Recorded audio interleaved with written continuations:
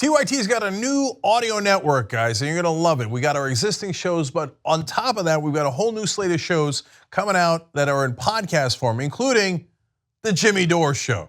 So now nobody does comedy like Jimmy. He is super aggressive and sometimes harsh and often irreverent, but he's gonna give it to you like he sees it. There's no question about that. So you're gonna love this podcast. He's gonna have some of the top comedians and comedy writers on there. So if you wanna check that out along with the entire audio network, go to tyt.com/audio. The Supreme Court has ruled in favor of protecting some of our privacies, and this is specifically pertaining to cell phone location data.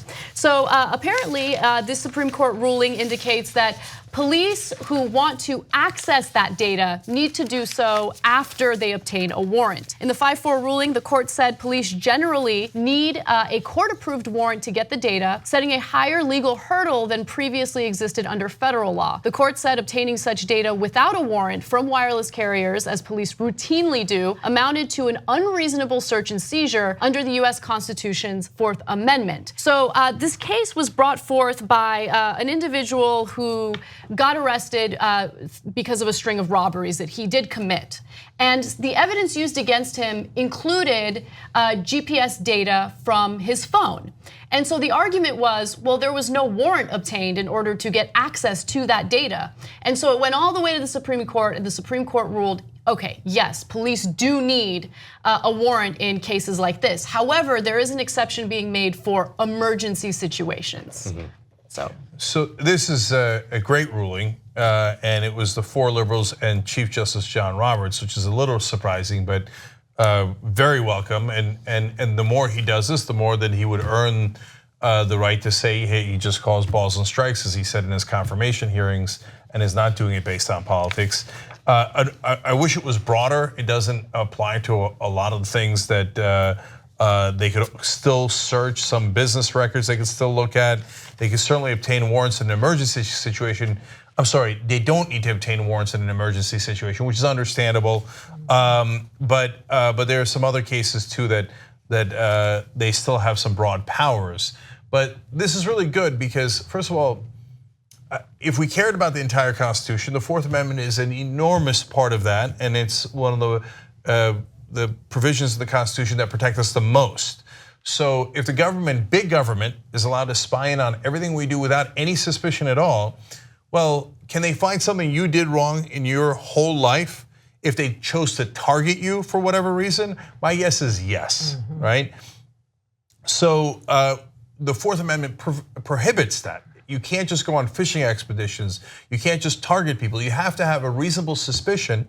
Now, if you do, then you can go get a warrant from a court, and the court will say, oh, okay, that makes sense. You're investigating this guy because he was in the neighborhood of these robberies, and you've got enough evidence. Let me give you a warrant. Oh, now you search his phone, and you see that he was in those areas. Go ahead and use that evidence. That's called due process. That's called our system of government.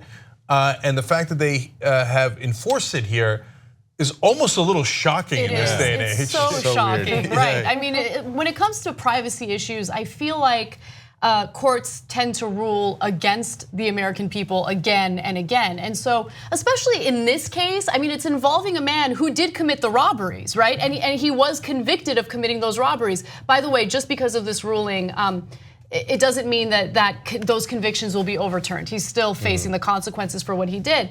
But I think what the Supreme Court did here was the right thing. And just to give you a quote from Justice John Roberts, who did write the opinion, he said, "We decline to grant the state unrestricted access to a wireless carrier's database of physical location information." And I love that they're taking that stance because it doesn't really take much to even get that warrant, right? I mean, all they have to do, the authorities, is say or prove that there's probable cause. And in this case, there was probable cause. They just didn't want to take that extra step in obtaining that warrant. And I think that's a key point, that it's just that the procedure to get a warrant, to obtain a warrant, has become so easy for the police and for detectives and investigators.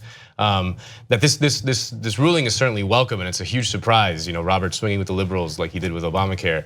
But there needs to be such a much deeper reform of the way we prosecute crimes, the way we investigate crimes. Often these warrants. I mean, the cops know which judges kind of lean which way in terms of if the warrant case is a little weak, they know they got to go to that guy. If they have like a clear-cut case, they can go to the tougher guy. And it's there's all kinds of abuses that happen all the time. So while this ruling is very welcome, the Supreme Court is a limited kind of vehicle to make this kind of change. Like we ultimately need broad-based politics. Yeah, I totally agree with you on that. I think we need to maybe raise the standards for obtaining the warrants in the first place. But I feel like that's a losing battle. I don't know. Well, I think what was really interesting was that Justice Sotomayor made a reference to 1984, and when she was talking about Big Brother.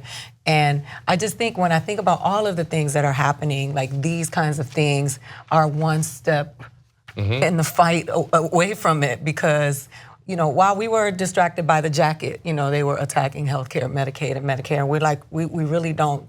They keep us so we're not paying attention to all of the stuff that's going on, because so much is going on at the same time. And I want to always fight for our privacy. I mean, we are in danger. There's corrupt police in the police department, and why should they have access to our locations? And I just think that we needed a victory. Yeah, definitely. Yeah, good. And by the way, this is something I don't look. I know that a lot of the conservatives on the court, the four others, just almost always just go, okay, police, whatever they say, you win. I don't.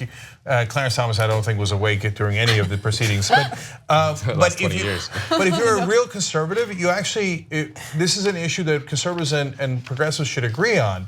So you don't want big government tracking everything that you do. And remember, big government could also be Obama. It could also be Bill Clinton, or it could have been Hillary Clinton. So in 2012, and by the way, there was a series. This is, I know, continued to be shocking. A series of good decisions by the court on privacy issues. In 2012, they said that the government cannot place a GPS tracking device on your vehicle without a warrant. I mean, how? It's like kind of a movie, like Star Wars, Yeah. But that should be obvious, right?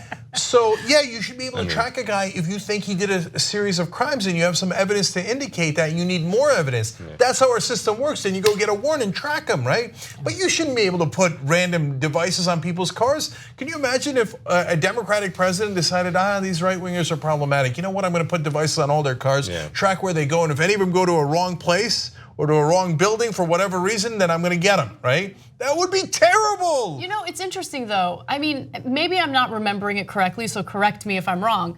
I feel like conservatives have been shockingly consistent in favor of violations of the Fourth Amendment. And what I mean by that is when the Obama administration, when the NSA under the Obama administration was caught indiscriminately spying on Americans and collecting all this metadata on us, conservatives seem to defend it a little bit. Or at least they were quiet. They weren't as critical of him. Conservatives claim they believe in small government, but they really don't. They they believe in very big government. What they fundamentally believe is who's being targeted by the violence of big government. Yeah. And as long as the right people are being targeted, they're fine with it. Yeah. We all saw The Wire. Yeah. We saw The Wire. So but look, credit to Chief Justice John Roberts for what I believe actually sticking to true conservative principles rather than the ones that Nando is talking about, where you're like, well, as long as you're doing it to the other guy. That's not really how the Constitution works. 2 easy ways to follow the Young Turks. One is hit the subscribe button down below, then you're a TYT subscriber. And second is ring the bell. And when you do that on YouTube, you're notified of our videos.